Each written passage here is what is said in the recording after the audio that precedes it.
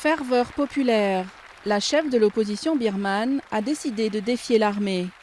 Les militaires disposent de fait d'un droit de veto pour amender la constitution rédigée par l'ancienne junte. Aung San Suu Kyi a lancé une pétition pour réclamer l'abolition de ce droit. Elle a recueilli des millions de signatures. Les gens sont très intéressés par notre campagne. Ils n'ont pas eu d'exutoire, pas de moyen de trouver de solution à leurs problèmes. Grâce aux réformes lancées depuis la dissolution de la junte il y a 3 ans, Aung San Suu Kyi est devenue députée et ne cache pas son désir d'accéder à la présidence. Si les législatives de 2015 sont libres, son parti a toutes les chances de les remporter, mais la Constitution empêche l'ancienne prisonnière politique d'être élue présidente par le Parlement.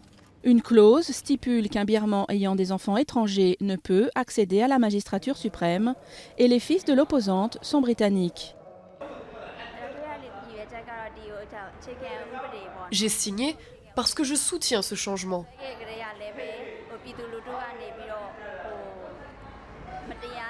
La Constitution de 2008 a été faite de façon injuste et sans le soutien du peuple. Une commission devrait rendre dans les prochains jours ses premières recommandations sur l'amendement du texte.